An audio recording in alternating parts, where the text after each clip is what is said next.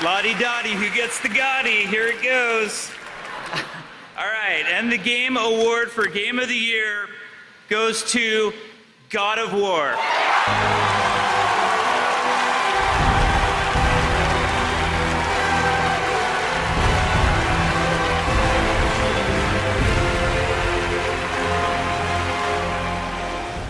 In 2018 at the Game of the Year ceremony, the trophy went to God of War. It offered a deep personal story about the father and the son, reinvented the series with a new combat system and gave a fresh take on mythology.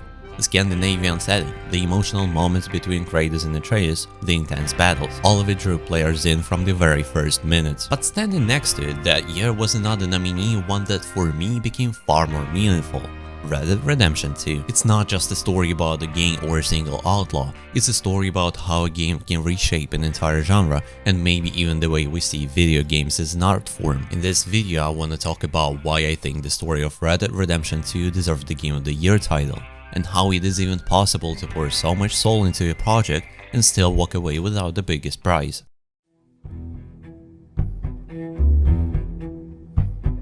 To understand the scale of Red Dead Redemption 2, you have to start with how it's made. The project stretched over 7 years and united work of 10 studios across the globe, from California to India. According to Dan Houser, Rockstar's vice president, it was the toughest project the company ever faced. And honestly, calling it a film-scale production isn't even an exaggeration. The sheer scope and coordination felt more like making a movie rather than a video game. Some estimates put the budget at around $540 million, and the script alone was monumental. Roughly 2,000 pages long. That's more than most TV seasons and vastly more than almost any other game script out there. Every line of dialogue, every random encounter, every passing conversation, all of it was written out and recorded. Around 1,200 actors helped bring the world to life, and 700 of them had full speaking roles. That's an incredible number of people involved in crafting believable, expressive characters, each with their own little story that unfolds alongside yours. Rockstar spent around 2,200 days recording motion capture and voice performances. For comparison, GTA 3 just took 5 days of animation work. Here though, it was like running a theater. Actors came back again and again to rework scenes, fine-tune their gestures and adjust the tone of voices. Thousands of pages, hundreds of actors and millions lines of code. All of it just for one purpose, to make you believe that you are not playing a western, but actually living in the dying days of Wild West.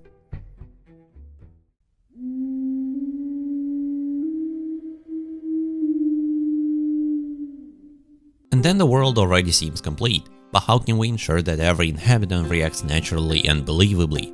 When developers create ragdoll animations, they have 3 options. Animate everything manually using Blender and similar programs, which can produce varying results, but it is almost always a tedious and time-consuming animation process. The second option is motion capture, where actors wear these strange suits that transmit their movements directly to the program. The result is the most realistic of all, but it's crazy expensive. And the third option is to simply enable the automatic ragdoll function. I know that exists in Unity and Source, and I believe they have it in Unreal Engine. But actually, I lied. There's a fourth option, and that is Rockstar's Euphoria engine, developed by Natural Motion and first introduced in GTA 4. Well, actually, a first version of it was introduced in Rockstar Games Present Table Tennis, which is a pretty pretentious name, but we don't talk about that. Euphoria was a revolution in animation. Instead of pre-scripted, repeated movements, Euphoria simulated the character reactions dynamically, in real time, based on physics. In traditional games, NPCs fell the same way every time, but in GTA 4 they stumbled, grabbed at walls, lost their balance differently depending on what hit them or how they fell. That system changed everything: shootouts, horse chases, even simple scuffles. Every moment felt unique, unpredictable, and surprisingly human. It wasn't just a prettier animation, it made the gameplay itself more alive. And that tag carried over into Red Dead Redemption, Max Payne 3 and GTA 5. It proved that physics-based animation could make open-world games feel weighty and real, something that even now few studios have managed to replicate. But why though? You see, if you are an indie developer and like me you are obsessed with body physics and want to add Rockstar technology to your game, you have to pay them a hefty sum, of course. But on top of that, a Rockstar Games developer has to come to your studio in person and personally implement Euphoria into your code, which I found absolutely absurd. But from what I know, some people are slowly starting to develop similar systems that are openly available. So I really hope to see in other games as well a physics system that, while not the most realistic, is very entertaining. However, Red Dead Redemption 2 does not use the same implementation of Euphoria as GTA 4 or RDR1, but it is based on its principles within the Rockstar's own Rage engine, including advanced physics-based animation systems inspired by Euphoria. Now, you might be wondering, why the hell did I just listen to a lecture about animation technology when we are here to talk about the story? And honestly, I have no idea. So, yeah.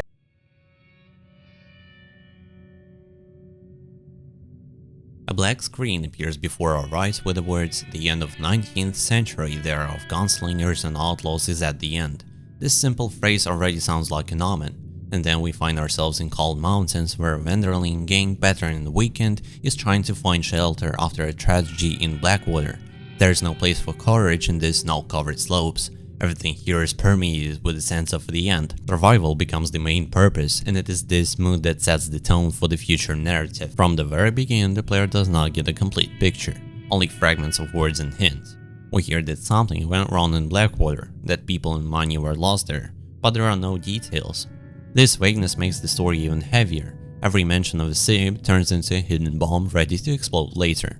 The characters avoid details, but the silence speaks louder than words. This is where the whole game began to fall apart. At this moment, three voices play a special role: Dutch, Hosea, and Arthur. Dutch speaks loudly and confidently, promising that everything will work out, that a new life awaits for them around the corner. His words sound like music, but there is tension behind them. Now all of you, get yourselves warm. Stay strong. Stay with me. Jose is more cautious. He sees that the old days are gone and tries to warn against recklessness. His words are quiet and you can hear a wariness in them. Arthur is somewhere in the middle. He still believes in Dodge, but there is doubt creeping in. A doubt that will only grow stronger. This trio is a kind of foundation for the story. The whole game began with them, and the entire drama is built on their contradictions. This narrative structure is also important as a game technique. The first chapter seems to be a tutorial. It shows you how to shoot, how to tie up enemies, how to work with the honor system. But at the same time, it subtly teaches you to be attentive. You don't just learn the mechanics, you learn to notice the nuances in conversations, to see that every word leads to impending collapse. You feel what Arthur feels, that something is wrong, that people aren't telling you everything, and that the air around you is getting heavier. Slow pace also breaks the mold in Western genre. We're used to instant chase scenes, shootouts and saloons. Here the developers did the opposite. They stretch out the first few hours showing a group of people paralyzed by cold trying not to die. And it is precisely because of this unusual decision that the plot is perceived a bit differently. Arthur, you're in that one. Bring Hosea. I know you two like to talk about the good old days and what's gone wrong with old Dutch.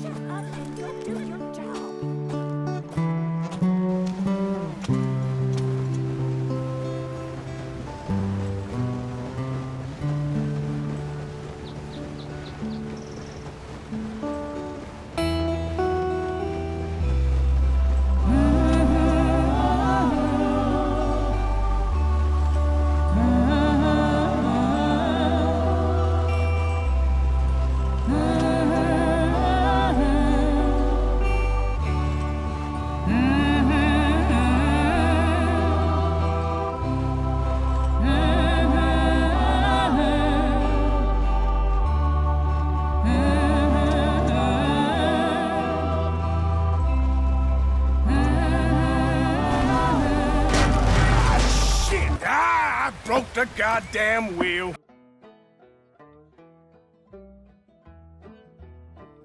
In the second chapter, we move to a place called Horseshoe Overlook near the rather stereotypical Wild West town of Valentine, and here the plot slows down even more. If we were to be talking about TV series, such missions or episodes would be called fillers, such as a trip for supplies with Uncle and the girls, or sitting in the saloon with Javier and Bill, I didn't know I was talking to a lady. or sitting in the saloon, again, but with Lenny. Lenny! Been looking all over for you, Lenny. No. Why ain't you never married? Lord help me. Leave the kid alone, you goddamn animals. Who do you think you're talking to? Nobody. I'm talking to nobody. What did you say? What? I said, what did you say? Get lost, buddy. Shut up, mister. Yeah, shut your mouth, mister.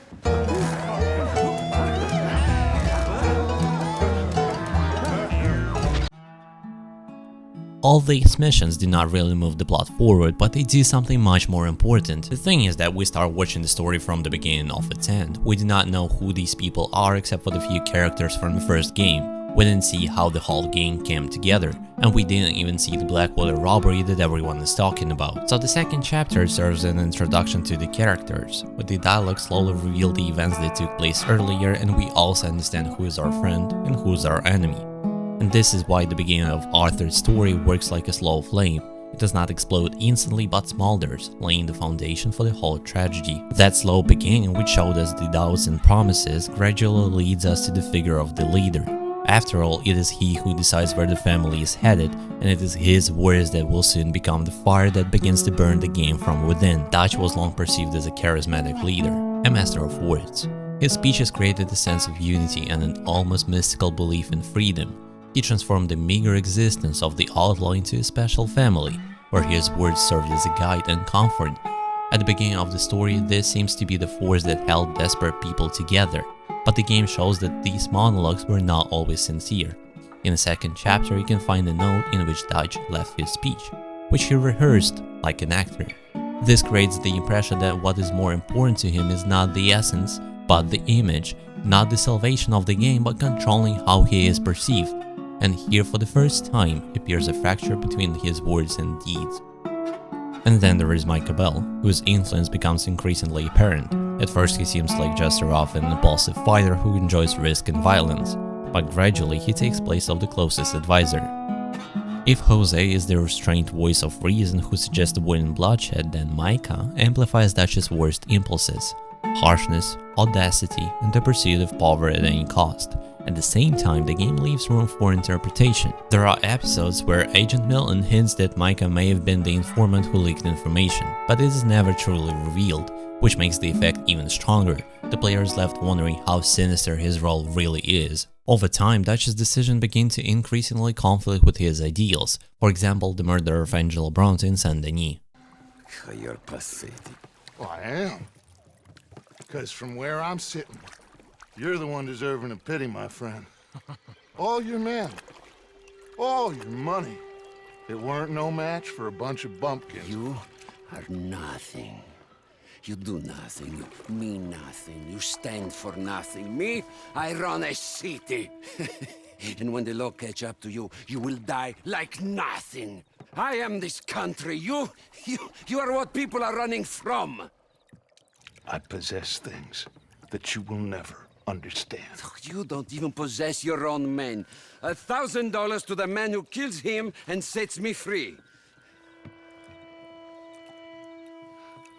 What are you gonna say now?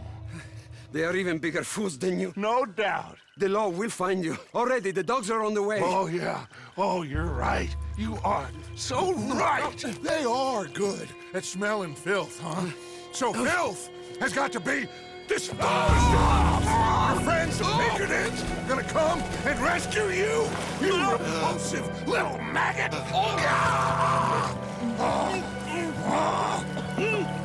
Call them now. You call them.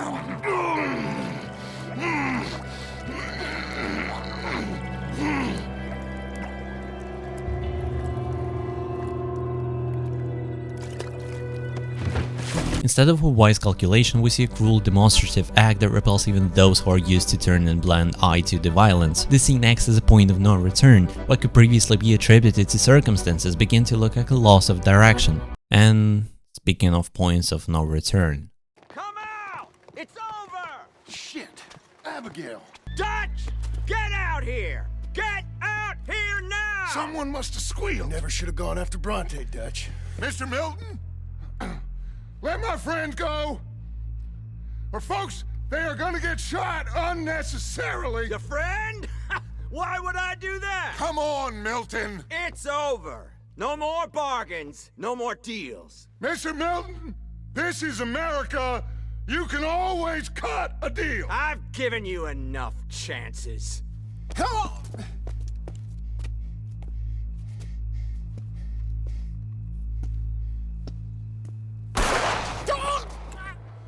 No! God damn it! There's your deal, Dutch. By this point we have already lost several members of the gang, but Hosea's death is the final straw in Dutch's recklessness. We lost the brain of the entire team, one of its founders, which could later allow Micah to freely poison the game with his venom. For Arthur, this becomes a personal shock. He sees charisma gradually turn into manipulation, and the gang increasingly serving the ambitions of one man and his new confidant. Micah's influence acts as a catalyst here. It is he who pushes Dutch to choose dangerous paths and then justify them with loud words about freedom. Arthur, on the other hand, is left with growing doubts, and this is what marks the beginning of his inner conflict. Thus, Dutch's decline no longer seems like a sudden change. It's a long process from an inspiring leader to a man who clings to power through illusions. Charisma turns into empty words that lose their connection to actions, and belief in freedom becomes a means to justify cruelty. This is a critical turning point in the story. Micah's influence and Dutch's gradual loss of moral compass create a situation in which all ideals become meaningless. The leader no longer leads, he holds back. And this collapse leaves the player with the main question: if the symbol of the family itself has collapsed, who should take on the burden of redemption? A dry office, a tired doctor, and the words that are impossible to believe.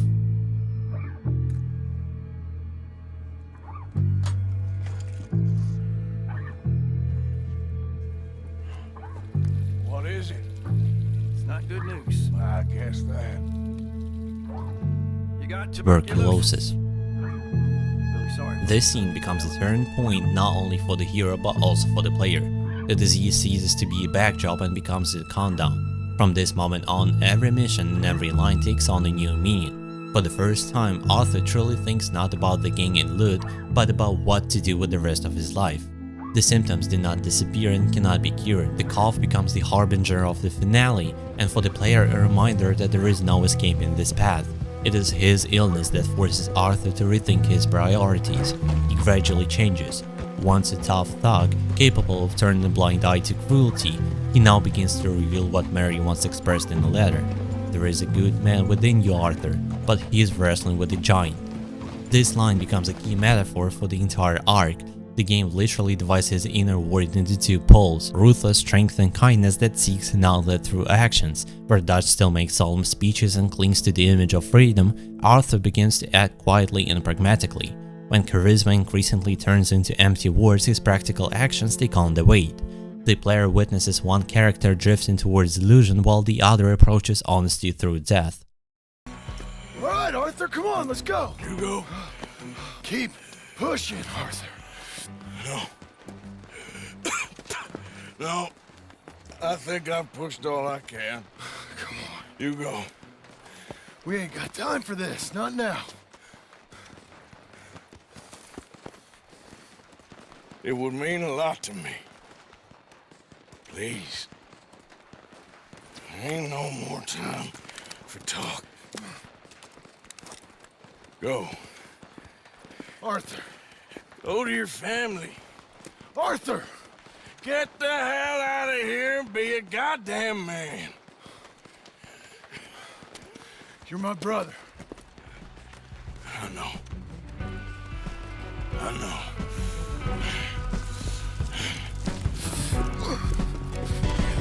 Right. You're right. I'm a survivor, Black Lung. A survivor. That's all there is.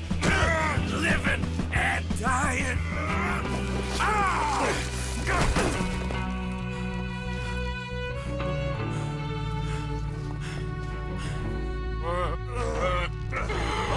Black Lung, you don't know how much I've longed to do this.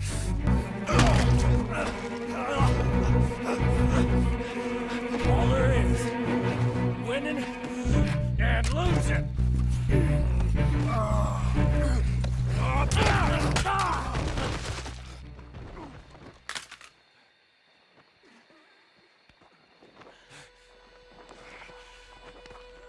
Oh, Black Lung. You ain't gonna reach that gun. You ain't. You lost, my sick friend. You lost. In the end, despite my best efforts to the contrary, it turns out I've won.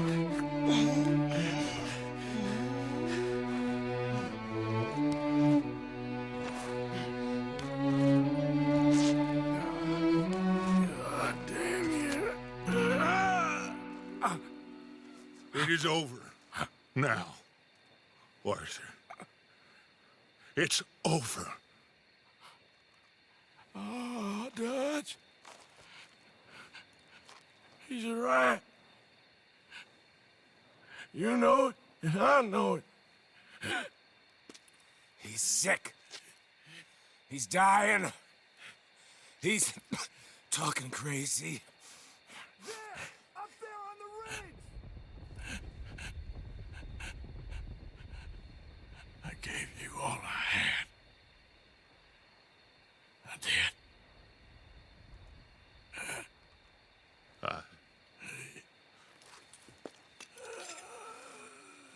Come on. Dutch. Let's go, buddy. We made it. We won. Come on. John made it. He's the only one. The rest of us... No. But I tried. In the end, I did. Come on. Let's go. We can make it.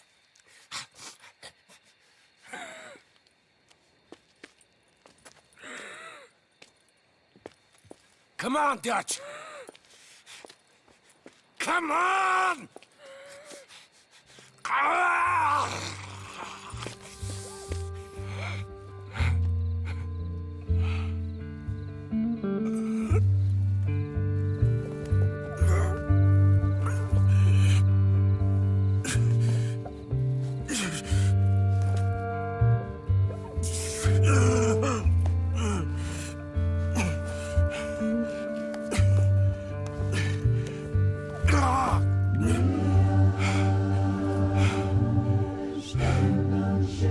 The game's ending reinforces the inevitability.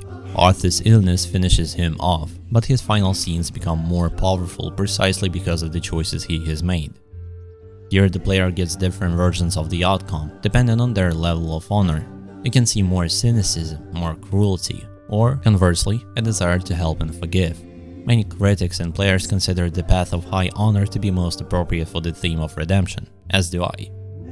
In it, Arthur consciously gives John the chance that he himself deprived of, but it is fundamentally important that the game does not define the canon. Arthur's fate always ends in death, but his last words and gestures depend on how his story is lived out in your hands.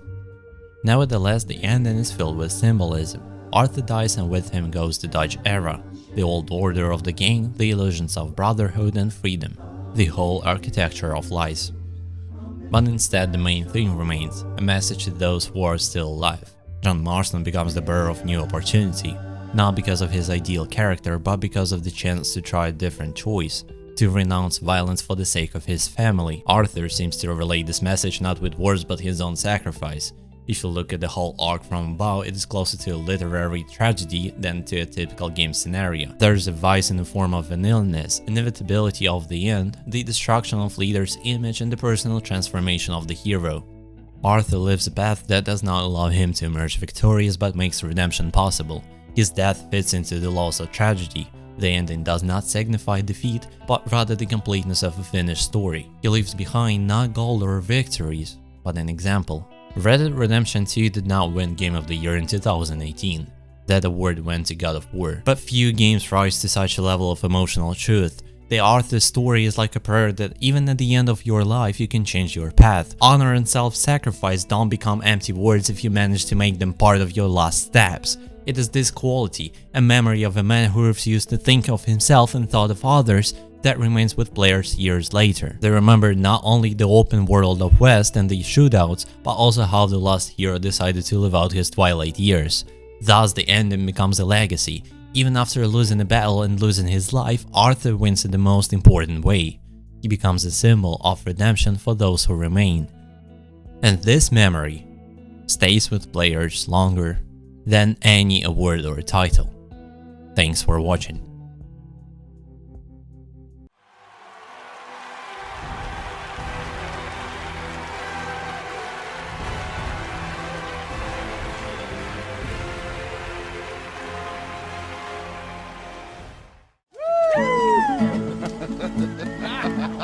De la sierra morena, cielito lindo, vienen bajando un par de ojitos negros, cielito lindo de contrabando.